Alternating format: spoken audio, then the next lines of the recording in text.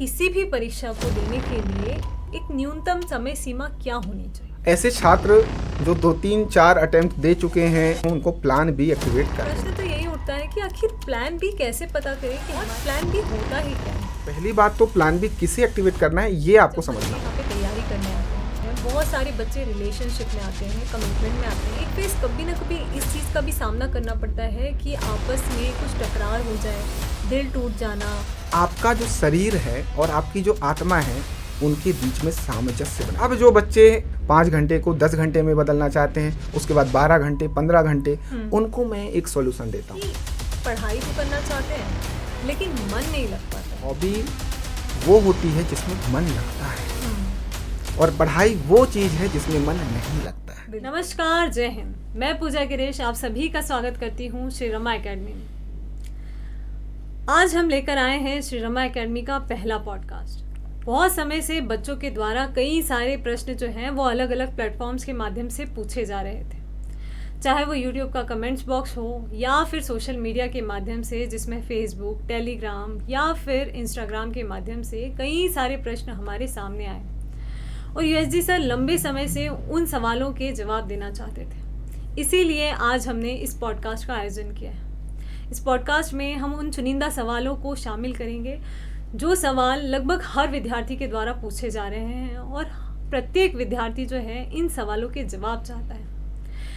मैं आशा करती हूँ कि इस पॉडकास्ट के बाद आपका एक विजन क्लियर होगा और आप जो करना चाहते हैं उसके प्रति आपका और स्पष्ट दृष्टिकोण होगा। तो चलिए शुरुआत करते हैं आज के हमारे इस पॉडकास्ट की। और आज जो आपके सवालों के जवाब देंगे वो किसी परिचय के तो मोहताज नहीं हैं, लेकिन फिर भी मैं उनका परिचय देना चाहती हूँ क्योंकि उनकी जितनी बड़ाई की जाए उतनी कम है। मैं बात कर रही हूँ यूएसजी सर की, जो कि आप सभी को मेंटोर कर रहे हैं और उन्होंने थाउजेंड्स ऑफ स्टूडेंट्स को मेंटोर किया है, जो कि एक लाइफ कोच भी हैं और मेरे खुद के गुरु हैं। उन्हीं के मार्गदर्शन में मुझे 4 बार मुख्य परीक्षा देने का अवसर मिला है और साथ ही साथ उन्हीं के मार्गदर्शन में मैंने इंटरव्यू तक दिया है।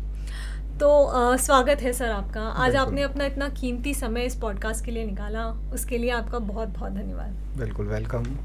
सर, सबसे पहले मैं शुरुआत करती हूँ अपने पहले प्रश्न की। तो मैं ये जानना चाहती हूँ कि किसी भी परीक्षा को देने के लिए एक न्यूनतम समय सीमा क्या होनी चाहिए? न्यूनतम समय सीमा बताने से पहले मैं अपने सभी श्री रमा एकेडमी परिवार के सदस्यों को बहुत बहुत धन्यवाद देना चाहता हूँ कि हमारा श्री रमा एकेडमी परिवार इतना बड़ा बन पाया है। आप सभी के प्यार के बदौलत मैं आशा करता हूँ कि ये परिवार और बड़ा बनता जाएगा। और आप सभी के जो सवाल आ रहे थे अलग अलग प्लेटफॉर्म्स पर, मुझे कॉल्स पर भी, मैसेजेस पर भी, कमेंट्स पर भी पूछे जा रहे थे, तो मैं उन्हीं क्वेश्चंस को मैंने बहुत समय से सोच रहा था कि पॉडकास्ट के थ्रू आप लोगों को ये सारे सवाल के आंसर देता चलूं। तो आज ये आयोजन किया गया है, आप लोगों के लिए किया गया है। तो मैं इसका आंसर देता हूँ कि हर एक एग्ज़ाम की जो टाइम लिमिट है वो अलग अलग है।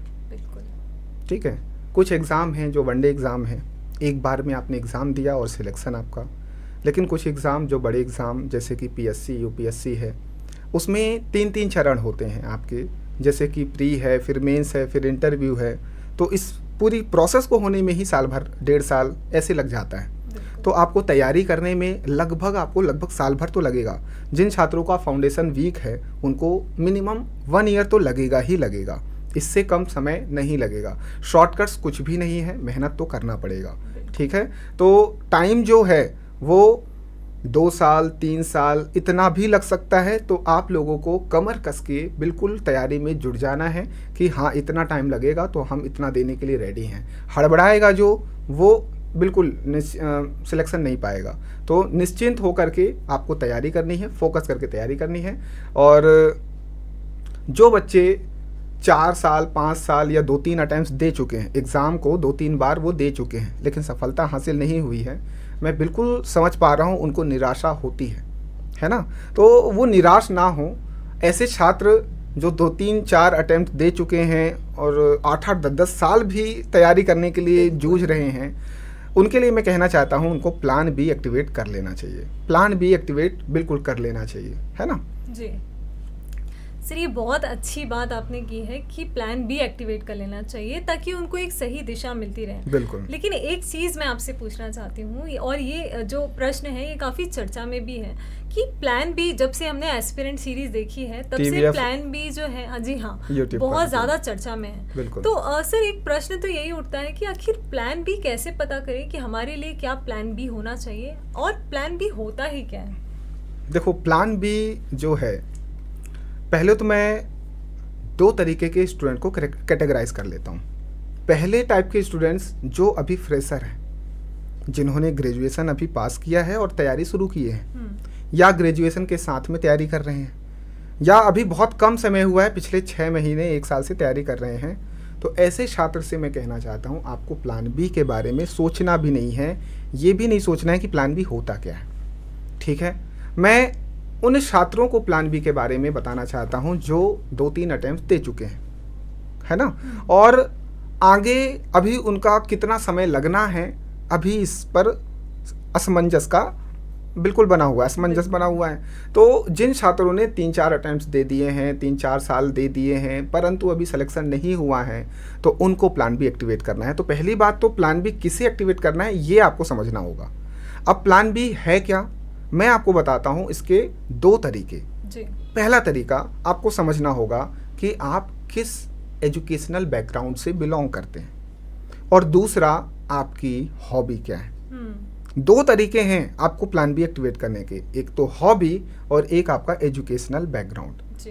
हॉबी सबसे मायने रखता है, सबसे ज़्यादा मायने रखता है, क्योंकि हॉबी ऐसी चीज़ है जिसको आप फ्री टाइम पर करना पसंद करते हो, जिसमें आपका क्या लगता है, मन लगता है ना। तो हॉबी को आप क्या कर सकते हो, अपने दैनिक जीवन में थोड़ा थोड़ा उसका समय काल थोड़ा बढ़ा सकते हो। और अब आपने 2-3 साल 2-3 अटेम्प्ट्स ऑलरेडी दे रखे हैं, तो आपने सिलेबस को गो थ्रू कर लिया होगा, सिलेबस को पढ़ ही लिया होगा, काफ़ी कुछ कर लिया होगा। तो अब आपको उतना समय देने की आवश्यकता नहीं पड़ेगी जितना आप शुरुआती दौर में देते हो। तो मतलब आप रूबरू हो चुके हो एग्ज़ाम से, अब आप अपने हॉबी पर या किसी स्किल पर काम करो। मतलब आपको वो जो हॉबी है उसको एज अ प्रोफेशन कैसे बनाया जाए उस पर आप विचार कर सकते हो, या तो आप अपना एजुकेशनल बैकग्राउंड को देखो कि आपने बीटेक किया है, आप कॉमर्स बैकग्राउंड के हो, किस बैकग्राउंड से आप बिलोंग करते हो, कृषि के छात्र छात्रा हो, तो जिस भी आप एजुकेशनल बैकग्राउंड के हो उधर आपको जॉब मिल सकती है ना। तो आप उधर भी प्रयास कर सकते हो, उधर आप अपने स्किल को डेवलप कर सकते हो। या फिर तीसरी चीज़ मैं एक और बताना चाहता हूँ कि आपको जो अभी चर्चा में, जो अभी आपको जल्द से जल्द जॉब दिला सके ऐसे स्किल पर फोकस करना चाहिए। तो 3 प्रकार की चीज़ें मैं बता दिया, एक तो हॉबी, एक एजुकेशनल बैकग्राउंड, और एक तो कोई भी अदर स्किल जो आपको आगामी आने वाले समय में अर्न करके दे सके। और मेरा ख्याल है आज के इस ऑनलाइन दुनिया में आपको हर एक स्किल कमा करके देगी। और हॉबी की एक बार मैं बात कर दूं, हॉबी में हर एक फील्ड आज के इस सिचुएशन में कमा करके दे रही है, बहुत अच्छा स्कोप है, चाहे वो सिंगिंग हो, डांसिंग हो, कुछ लोग राइटिंग, बहुत अच्छा राइटिंग करते हैं, तो उनको राइटिंग में भी बहुत अच्छा स्कोप मिल सकता है। तो आप किसी भी फील्ड को चूज कर सकते हो। या सोशल मीडिया, बिल्कुल सोशल मीडिया का ज़माना चल रहा है, आप लोग दिन भर रील स्क्रॉल कर रहे हो, आप उसके लिए काम भी कर सकते हो और अच्छा खासा अर्न कर सकते हो। तो बहुत सारी यहाँ पर फील्ड हो सकती है। इस पर एक अलग वीडियो बन सकता है जिसको मैं लेकर के आऊँगा कि आपको क्या क्या स्कोप मिल सकता है, तो मैं उस पर ज़रूर एक लेक्चर लेकर के आऊँगा। तो ये था हमारा जवाब। जी सर, ये बहुत अच्छी चीज़ आपने बताई है और इतना विस्तार से आपने समझाया है कि प्लान बी क्या हो सकता है। बिल्कुल, वाकई में सर इससे एक नया नज़रिया खुल गया कि प्लान बी सिर्फ वो हुनर नहीं है जो अलग से सीखा जाए। प्लान बी वास्तव में हमारी एक हॉबी ही होती है जिसको हम दिन ब दिन थोड़ा सा जी करके उसमें हम हुनरमंद होते जाते हैं और एक समय के बाद वो एक प्रोफेशन के रूप में हमारे सामने आ जाती है। तो सर ये बहुत ही अच्छी चीज़ थी। और इसके अलावा एक प्रश्न और मैं पूछना चाहती हूँ सर कि बहुत सारे बच्चों का, लगभग ज़्यादातर बच्चों का ये सवाल निकल कर आता है कि पढ़ाई तो करना चाहते हैं लेकिन मन नहीं लग पाता है, फोकस नहीं हो पाता है। बिल्कुल, तो उस चीज़ का क्या किया जाए? मन ना लगना, मेरा ख्याल है लगभग सभी छात्र इस सवाल से जूझ रहे हैं। किसी ना किसी समय के बाद मन नहीं लगता है। और मैं इसको पिछले क्वेश्चन से जोड़ के आपको बताऊंगा तो मज़ा आएगा जी। मैंने आपको पिछले क्वेश्चन में बताया था कि हॉबी वो होती है जिसमें मन लगता है और पढ़ाई वो चीज़ है जिसमें मन नहीं लगता है। बिल्कुल। तो अगर आपका लक्ष्य बड़ा है तो मन तो लगाना पड़ेगा। बिल्कुल। बिना मन लगाए आप लक्ष्य की प्राप्ति नहीं कर सकते। तो पहले तो मैं एक कड़वी बात बोलूँगा कि अगर आपका लक्ष्य प्राप्ति में मन नहीं लग रहा है तो इसमें आप ही की गलती है। मतलब आप आत्मविश्वास नहीं रख पा रहे हो खुद पर कि मैं आप कर सकती हूँ कि नहीं कर सकता हूँ। टाइम की लग रहा है ये वो, थोड़ी थोड़ी परेशानी में आप बिल्कुल बिखर जा रहे हो, तो मतलब आप कमज़ोर किस्म के इंसान हो। आपको थोड़ा मजबूत बनना पड़ेगा, आत्मविश्वास बढ़ाना पड़ेगा। थोड़ा सा आप इसको गहराई से सोचो, क्यों मन नहीं लग रहा है। क्या आपका जो रिजल्ट है, रिजल्ट मतलब आपका लक्ष्य सिलेक्शन, क्या वो इतना कमज़ोर है क्या कि मन नहीं लग रहा? क्या वो आपको वो चीज़ें नहीं देगी जो आप चाहते हो लाइफ में? वो सारे के सारे सपने वो आपके पूरे नहीं कराएगा क्या? अगर वो सारी चीज़ें आपके लक्ष्य में हैं तो फिर क्यों मन नहीं लग रहा है? समस्या है। तो उन छात्रों को मैं बोलना चाह रहा हूँ जिनको बिल्कुल मन नहीं लगता है, वो पहले तो आत्ममंथन करें, आत्मचिंतन करें, समय दें खुद को कि क्या वो इस तैयारी के लिए बने हैं, और अगर नहीं बने हैं तो वो इस फील्ड को छोड़ दें और वो चीज़ करें जो मैंने अभी बताया। अपनी हॉबी को परस्यू करो, अपनी स्किल को, दूसरी स्किल को डेवलप करो और उसमें आप अपना समय दो, क्योंकि यहाँ पर जो आप समय 2-3 साल का दोगे वहाँ पर दोगे तो ज़्यादा बेहतर है। बिल्कुल सही बात है, क्योंकि जीवन में सिर्फ एक परीक्षा के हिसाब, मतलब सिर्फ एक परीक्षा ही आपका जो व्यक्तित्व है वो निर्धारित नहीं बिल्कुल, करती। परीक्षा ही जीवन नहीं है करने के लिए होती बिल्कुल, परीक्षा दे करके सिलेक्शन ही जीवन नहीं है। जीवन का मतलब ये होता है कि आप अपने जीवन में खुश रहिए। खुश रहने के लिए आप वो काम करिए जिसमें आपका मन लगता है। बिल्कुल। जबरदस्ती किया हुआ काम कभी भी आपको सफलता नहीं देगा, उसका रिजल्ट हमेशा 0 होगा।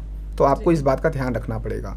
बाकी मन लगाने के लिए दूसरे जो छात्र हैं, एक अलग पर्सपेक्टिव मैं बताना चाहता हूँ कि जो छात्र 5-5 घंटे, 4-4 घंटे, 6-6 घंटे पढ़ रहे हैं, लेकिन उसके बाद या 2-2, 3-3 दिन मन लगा के पढ़ रहे हैं, 8-8, 10-10 घंटे, 15 घंटे, फिर उसके बाद मन नहीं लगता है, टूट जाता है, लिंक टूट जाती है, कंटिन्यूटी नहीं हो पाती है, तो उन छात्रों के लिए बिल्कुल समाधान है।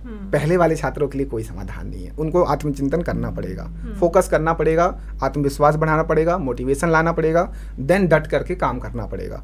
अब जो बच्चे 5 घंटे को 8 घंटे में बदलना चाहते हैं, 5 घंटे को 10 घंटे में बदलना चाहते हैं, उसके बाद 12 घंटे, 15 घंटे, उनको मैं एक सॉल्यूशन देता हूँ कि आपका जो शरीर है और आपकी जो आत्मा है उनके बीच में सामंजस्य बनाइए, तब आप ये कर पाएंगे।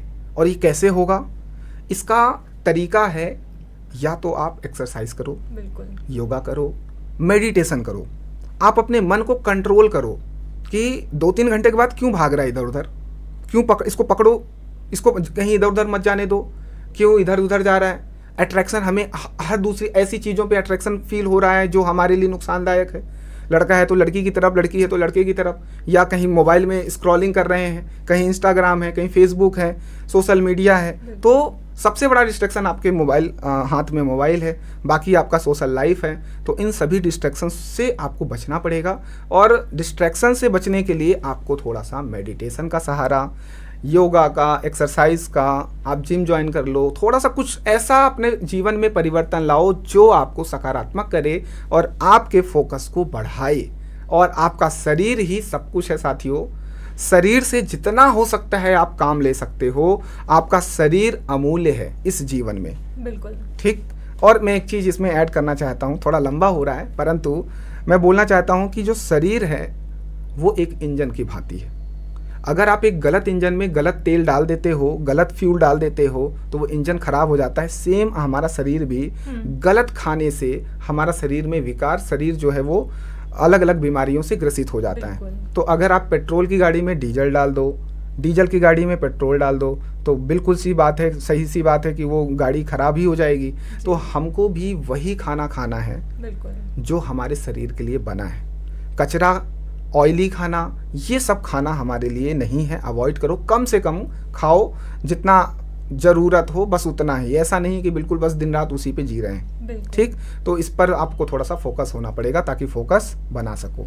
जी हाँ सर, ये बहुत बड़ी समस्या है कि मन न लगना, और इस समस्या से लगभग हर विद्यार्थी जूझता है। एक समय पे मैं खुद इस समस्या से जूझ कर निकली हूँ, और उस समय पे मेडिटेशन जो आपने बताया, वाकई में सर ये चीज़ बहुत ज़्यादा कारगर होती है। मैं खुद जो है मैंने विपश्यना उस समय पे अपनाई। अच्छा। और मैंने विपश्यना की, और उसने वाकई में मेरे जीवन में जो है बहुत चमत्कारिक जो प्रभाव है वो छोड़े। अच्छा जी। तो ये विपश्यना आपने कहाँ किया, कैसे क्या है? सर ये विपश्यना जो है ये 10 दिनों का शिविर होता है, जिसको मैंने भोपाल के विपश्यना मेडिटेशन सेंटर से सीखा था। अच्छा। और ये जितनी भी अलग अलग मेडिटेशन की टेक्निक होती है, उसी में विपश्यना मेडिटेशन भी एक टेक्निक होती है, और इसको सीखने के लिए कम से कम आपको 10 दिन का समय तो देना ही होता है। बिल्कुल। तो विपश्यना जैसे मैडम ने बताया कि ये मेडिटेशन का एक तरीका है। अब आपको ज़रूरी नहीं है कि विपश्यना सीखना चाहिए, आप ध्यान लगा सकते हो, नॉर्मली बैठ करके ध्यान लगा सकते हो, और चाहो तो विपश्यना भी सीख सकते हो। और कुछ नहीं करना है तो योगा और एक्सरसाइज तो कर ही सकते हो। बाकी ये कुछ भी आप अपने जीवन में लाओ, सकारात्मकता आएगी। बिल्कुल, मेडिटेशन तो बहुत कारगर चीज़ होती है। आपका दिल दिमाग का ऐसा सामंजस्य बैठता है कि आप पहले से बिल्कुल परिवर्तित हो जाते हैं। आपका फोकस जो है जहां आप चाहते हैं वहां लगना चालू हो जाता है, और आपका आत्मविश्वास भी खुद पे बहुत ज़्यादा बढ़ जाता है। वही जो मैंने बताया कि आत्मा का शरीर से जो सामंजस्य बनाना है, वो आना चाहिए। क्योंकि अगर आत्मा और शरीर एक साथ काम करना शुरू कर दिया तो आप वो सारी चीज़ें अचीव कर सकते हो जो आपने सोचा भी नहीं है। सही बात है ये तो। जी, तो सर बहुत अच्छा लगा ये जवाब जान के। इसके अलावा एक प्रश्न और मैं आपसे पूछना चाहती हूँ सर, जब बच्चे यहाँ पे तैयारी करने आते हैं तो ये देखा जाता है कि जब वो सहपाठी जो उनके होते हैं, बहुत सारे बच्चे रिलेशनशिप में आते हैं, कमिटमेंट में आते हैं, और लाइफ में जब वो आगे बढ़ते हैं तो एक फेस कभी ना कभी इस चीज़ का भी सामना करना पड़ता है कि आपस में कुछ टकरार हो जाए, दिल टूट जाना, अलगाव की स्थिति आना। इस सिचुएशन में क्या होता है कि जब आप एक विद्यार्थी हैं विशेषकर, तो आपका ध्यान जो है वो सब चीज़ों से हटकर एक अलग डायरेक्शन में चला जाता है। आप बहुत ज़्यादा तन्हा हो जाते हैं और आपको पढ़ाई में मन नहीं लगता है। आपको ऐसा लगता है कि जैसे पूरी दुनिया जो है आपकी दुश्मन हो गई है, तरह तरह के अलग अलग विचार आना। उस समय पे पढ़ना तो बहुत ही ज़्यादा मुश्किल हो जाता है। तो इस चीज़ से बहुत सारे विद्यार्थी जो हैं वो जूझते हैं, ये जो रिलेशनशिप वाली चीज़ होती है विशेषकर। तो इस चीज़ के लिए क्या किया जाए, कैसे इस डिस्ट्रैक्शन से दूर हटा जाए, या अगर जो ये सिचुएशन जिन लोगों के सामने आ गई है तो इससे कैसे उबरा जाए? बिल्कुल, अभी एक मूवी आई थी 12th फेल। जी, देखो अलग अलग एग्जाम्पल्स हैं। किसी के लिए जो रिलेशनशिप है वो बहुत सकारात्मक होता है, किसी के लिए नकारात्मक होता है। ज़्यादातर केस में नकारात्मक होता है, क्योंकि आज की जो 21वीं सदी है वो सिर्फ मतलब की दुनिया है। अपने मतलब को निकालना है। मैं हर एक इंसान को ये नहीं बोल रहा हूँ, मैं ज़्यादातर की बात कर रहा हूँ। तो आप लोगों को पहले तो ये समझना होगा, एट अ टाइम आपको एक ही चीज़ करना है। अगर आपने तैयारी करना शुरू किया है तो बाकी चीज़ों को थोड़ा साइड लाइन कर दो। मैं आपको मेरे गुरु के बारे में बताता हूँ कि मेरे गुरु ने एक बहुत अच्छी लाइन बोली थी, रिलेशनशिप या फिर कोई भी रिश्ता, आपका पारिवारिक कोई भी रिश्ता हमेशा बना रहेगा अगर आपने सिलेक्शन ले लिया। आपने अगर सिलेक्शन ले लिया तो जितने रूठे हैं सब मना लिए जाएंगे, लेकिन अगर आप सिलेक्शन के बीच में मनाने बैठे हो तो आपका सिलेक्शन रुक जाएगा और बाकी सब रूठे रह जाएंगे। जो रूठे नहीं है वो भी रूठ जाएंगे, और ताना कसने में कोई कसर नहीं आपको छोड़ता होगा। आप लोग फील तो कर ही लिए होंगे। तो बेटर यही है कि जो मुंह फुला लिया उसको मुंह फुलाए रहने दो, और जो रिश्ता आपके इस कठिन समय में साथ ना दे उसका चला जाना ही बेहतर है। तो मैं आपको ये चीज़ समझा रहा हूँ कि अगर आप इस सिचुएशन से जूझ रहे हो तो आप इस चीज़ को बिल्कुल पहले तो अवॉइड करो। मान लो अब आपने किसी से बहुत जुड़ाव महसूस कर लिया है, उस स्थिति में या तो उसके साथ सामंजस्य बनाओ, उसको समझाओ कि भैया थोड़ा सा समय चाहिए, 6-7 महीना 1 साल हमको चाहिए, और एक लिमिट में ही चीज़ों को आगे बढ़ने दो तो बेहतर है। अगर मान लो इस सिचुएशन में आ गए हो कि भैया अलगाव आ गया है, तो उस स्थिति में अपने आप को कैसे उबारा जाए, तो उस स्थिति के लिए एक ही चीज़ है जो मैंने अभी पहले भी बोला कि थोड़ा सा मेडिटेशन, थोड़ा सा एक्सरसाइज, और कुछ नहीं आ रहा है तो जाके जिम में जाकर के पैसे भर दो और जा करके बिल्कुल आग लगा करके अपना एक्सरसाइज करो, क्योंकि जो मन है ना वो तन से क्या हो जाएगा, जुड़ जाएगा। अगर आपका तन मजबूत लगेगा तो मन भी मजबूत होगा, क्योंकि मन कमजोर है। तो कहीं ना कहीं मन को मजबूत करने के लिए आप अपने शरीर को मजबूत करो, तो आपको एक लगेगा कि हाँ कुछ मजबूत हो रहा है, तो धीरे धीरे आपका वो हीलिंग चलना चालू हो जाएगा। तो आपको व्यस्त रहना है और मस्त रहना है, ठीक है। जी हाँ सर, मैं बहुत लंबे समय से आपके वीडियोस देखती हूँ और सर का एक टैगलाइन भी है, जब अंत में सर कहते हैं कि स्वस्थ रहिए, मस्त रहिए और व्यस्त रहिए, तो इसमें यही मैसेज है। नहीं, इसमें एक चीज और है, स्वस्थ रहिए, मस्त रहिए, जबरदस्त रहिए, प्यार बनाए रखिए, ये पूरा मीनिंग है। और ये मैंने बहुत सोच समझ के टैगलाइन रखा है, क्योंकि मैंने बहुत मतलब दुनिया देखी है, बहुत जगह जॉब किया है, बहुत लंबे समय से मैंने भी सिलेक्शंस बहुत सारे लिए हैं और बहुत कुछ मैंने छोड़ा है। तो ये जो भी मैंने अचीव किया है, और बहुत सारे स्टूडेंट्स, उनके पेरेंट्स, मैंने बहुत सारे लोगों से मिला, तब जाकर के मेरे को इस लाइफ के बारे में बहुत कुछ सीखने को मिला। तब जाकर के मैंने ये टैगलाइन बनाई, कुछ फील करके, जो आप लोगों के लिए डेली मैं बोलता हूँ। जी सर, सिर्फ ये एक लाइन नहीं है, इसके बहुत गहरे मायने हैं। और व्यस्त रहना आज के समय में मुझे लगता है एक सबसे बड़ा वरदान है, ईश्वर की असीम कृपा है कि अगर आप व्यस्त हैं, अगर इंसान व्यस्त रहना सीख गया, वो सारे दुखों से दूर हो गया। ये चीज में आप मान के चलिए, जितना खाली बैठोगे, बोलते हैं ना खाली दिमाग शैतान का दिमाग, अगर आप खाली बैठे हो मतलब आप दुखों को घेर रहे हो। जितना व्यस्त रहोगे उतना दुखों से दूर रहोगे। ये एक रामबाण है, जितना जल्दी सीख सकते हो सीख लो, मजे ही मजे उसके बाद लाइफ। सर बहुत अच्छी बात कही आपने, वाकई में इसने दिल को छू लिया। और आपने जो अभी पहले एक बात कही उसके बारे में भी मैं पूछना चाहती हूँ। जैसे आपने कहा मोटिवेशन, जो कि अंदर से आता है। बाहरी मोटिवेशन जो होता है वो टेम्परेरी होता है, एक बल्ब की तरह जो जलता है और बुझ जाता है, लेकिन जो भीतरी मोटिवेशन होता है वो हमें बहुत लंबे समय तक हमारे लक्ष्य की ओर अग्रसित करता है। बिल्कुल। तो सर ये जो भीतरी मोटिवेशन है, ये जो विश्वास है, वो कैसे पैदा करें, कैसे हम जानें कि हमारे अंदर ये मोटिवेशन पैदा हो? देखो, जो इनर मोटिवेशन है, बिल्कुल मैं आपको बता रहा था कि आउटर मोटिवेशन, मैं, आप या कोई भी मोटिवेशनल स्पीकर आपको थोड़ी देर के लिए मोटिवेट कर सकता है, आपको आपकी लक्ष्य की प्राप्ति के लिए 1-2 दिन के लिए मोटिवेट कर सकता है। उसके बाद आप ही हो जो उस कार्य को करना है, आप और आपके कार्य के बीच में और कोई नहीं है। वो जो मोटिवेशन की कड़ी है बाहरी वाली, वो क्षणिक होती है, बिल्कुल है। इनर मोटिवेशन के लिए आपको मैंने बोला कि इनर मोटिवेशन तभी आएगा जब आप अपने लक्ष्य के बारे में अच्छे से जानते होगे। आपका लक्ष्य जो निर्धारित आपने किया है वो आपको क्या देने वाला है, उससे आप भली भांति जानकारी आपको होगी।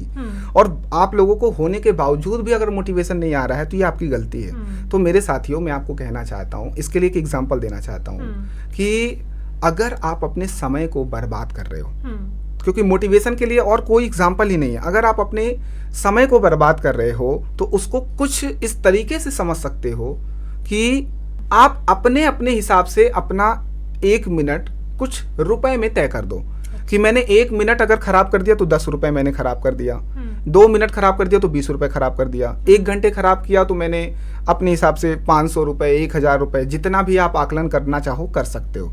और उस तरीके से अगर आप एक विचार बना लो, सोच बना लो, तो शायद ये आपके लिए काम कर जाए। ठीक, ये एक तरीका है कि आप अपने 1-1 मिनट को पैसों से बांध लो, अगर आपको पैसों में या सक्सेस में इंटरेस्ट है, और पैसों के अलावा और कोई चीज जिससे आप प्रेम करते हो उससे आप इसको बांध लो।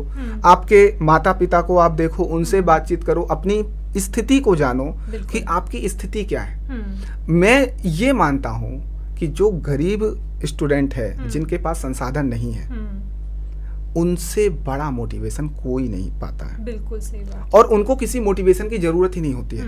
जो 12th फेल मूवी भी आई थी, उसमें वो एसपी बनते हैं, है ना, डीएसपी बनते हैं, फिर उसके बाद वो सुपरिटेंडेंट ऑफ पुलिस, ठीक, बहुत अच्छा है। आटा चक्की सब कुछ चलाने के बावजूद भी सिलेक्शन कैसे प्राप्त कर पा रहे हैं? उनको सिर्फ एक चीज दिख रही थी, अपने गांव नहीं जाना है, मुझे उस स्थिति में वापस नहीं जाना है जिस स्थिति से आया हूं। उससे बड़ा मोटिवेशन उनको रात दिन चैन ही नहीं था। चैन ही नहीं था। आपके साथ कोई बुरी चीज़ें हो जाएं, आप 2 दिन तक आप नींद नहीं आएगी। तो आप ये चीज़ आप फील करो ना, आपको फील करना पड़ेगा। इनर मोटिवेशन मतलब आपको फील करना पड़ेगा, आपको तड़प आनी चाहिए, आपको इतना विश्वास रखना पड़ेगा कि जो मैं कर रहा हूँ या कर रही हूँ ये आने वाला फ्यूचर बदल देगा।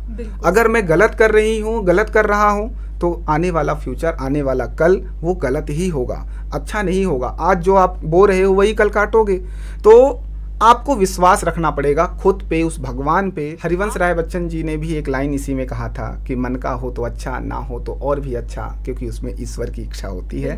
तो यही है, आप लोग मोटिवेटेड रहिए। बाकी मेरा साथ हमेशा रहेगा, कोई भी प्रश्न होगा तो आप पूछते रहिएगा। बिल्कुल सर, ये बहुत ही उम्दा चीज़ आपने बताई कि ईश्वर की जिस पे कृपा हो जाती है उसके लिए तो जो विपत्तियां भी होती है ना वो संपत्ति बन जाती है। और सर जो कठिन से कठिन जो अवसर मतलब समस्याएं होती है, जिन बच्चों के जीवन में सबसे ज़्यादा संघर्ष होता है, मैं मानती हूँ कि उन्हीं के लिए वो जो संघर्ष होता है वो सबसे बड़े अवसरों को जन्म देता है। वही बच्चे जो हैं बहुत बड़े बड़े मुकाम पे जाते हैं और अपने जीवन में कुछ बड़ा कर दिखाते हैं। बिल्कुल। तो सर बहुत अच्छा लगा आज के इस पॉडकास्ट में आपसे बात करके, और बहुत सारे सवाल जो हैं हमने उन पे डिस्कशन किया। तो मैं उम्मीद करती हूँ कि आज के इस पॉडकास्ट में आपको भी आपके सवालों के जवाब मिले होंगे। जिन सवालों के जवाब हम इस पॉडकास्ट में नहीं दे पाए हैं, हम किसी और पॉडकास्ट के माध्यम से देना चाहेंगे। अगर आप भी कुछ सवाल करना चाहते हैं तो कमेंट्स में आप अपने सवाल ज़रूर बताइए। हम कोशिश करेंगे कि अगले किसी पॉडकास्ट में हम आपके सारे सवालों के जवाब आप तक पहुंचाएं। तो उम्मीद करती हूँ आज का ये पॉडकास्ट आपको बहुत पसंद आया होगा। ऐसे ही हमारे साथ बने रहें और ज़्यादा से ज़्यादा इस वीडियो को अपने दोस्तों के साथ शेयर करें। धन्यवाद। धन्यवाद।